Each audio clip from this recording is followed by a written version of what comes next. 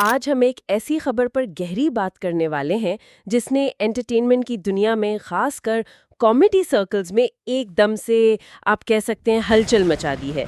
बात हो रही है मशहूर show the great Indian Kapil show की। जी हाँ, वही शो जो अब एक कानूनी चक्कर में फंस गया है। जी हाँ, और ये मामला सीधा जुड़ा है एक ऐसे किरदार से जिसे फिल्म देखने वाले मतलब क्या बच्चे क्या बड़े सब दिलो जान से चाहते हैं, बाबूराव गणपतराव अपटे। मार साले का खोपड़ी तोड़ साले का। तो कहानी जहां तक समझ आ रहा है शुरू होती है the great Indian Kapil show के सेट से। शो का फाइनल एपिसोड था जिसमें खिलाड़ियों के खिलाड़ी अक्षय कुमार साहब वो गेस्ट थे। इसी एपिसोड में शो के जाने माने कॉमेडियन है किक्कू शारदा। वो एक एक्ट पेश करते हैं और इस एक्ट में वो किस रूप में नजर आते हैं?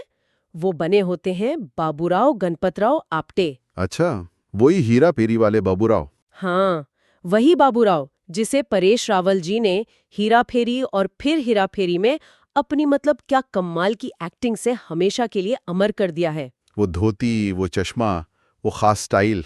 हाँ बिल्कुल वही। किक्कू ने पूरी कोशिश की उस कैरेक्टर को रिक्रिएट करने की। और बस यहीं से, जैसा आपने कहा, पूरा बवाल शुरू हो गया। अच्छा। जैसे ही ये एक्ट फिल्म प्रोड्यूसर फिरोज ए नादियादवाला की नजरों से गुजरा, वो मतलब काफी सख्त नाराज हो गए। क्यों? उनका क्या कनेक्शन है इससे? क्योंकि हेरा फेरी फ्रैंचाइज के जो राइट्स हैं, जिसमें बाबूराव का किरदार भी शामिल है, वो फिरोज नादियादवाला के पास हैं। उनकी कंपनी ने इस फ्रैंचाइज को प्रोड्यूस किया है। तो ये राइट्स का मामला है। जी बिल्कुल, इंटेलेक्चुअल प्रॉपर्टी राइट्स। तो नाराजगी सिर्फ मतलब बातों तक नहीं रही, कुछ एक्शन भी हुआ। एक्शन तो फौरन हुआ।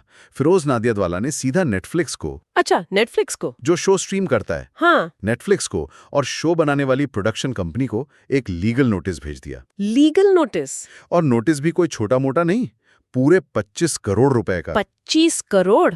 अरे बाप रे। नोटिस में साफ तौर पर इल्जाम लगाया गया है कि बाबूराव के किरदार को, जो उनकी इंटेलेक्चुअल प्रॉपर्टी है, हाँ, बिना किसी इजाजत के कमर्शियल फायदे के लिए शो में इस्तेमाल किया गया। यहाँ बात सीधे सीधे एक रजिस्टर्ड ट्रेडमार्क की आ गई है। एग्जैक्टली। सना रईस खान, उनका नाम लीगल सर्कल्स में काफी जाना माना है और उन्होंने इस मामले पर बहुत ही स्ट्रॉन्ग स्टैंड लिया है। उनका क्या कहना है? उनके बयान के मुताबिक ये सिर्फ कॉपीराइट या ट्रेडमार्क की खिलाफ वर्जी नहीं, बल्कि कमर्शियल फायदे के लिए की गई खुली चोरी, ओपन थेफ्ट है। ओपन थेफ्ट, ये तो बहुत सख्त अल्फाज हैं। जी बिल्कुल। उन्होंने ये भी क्लियर किया कि कानून इस तरह की हरकतों को बर्दाश्त नहीं करेगा, खासकर जब किसी ने अपने राइट्स को लीगली प्रोटेक्ट किया हो।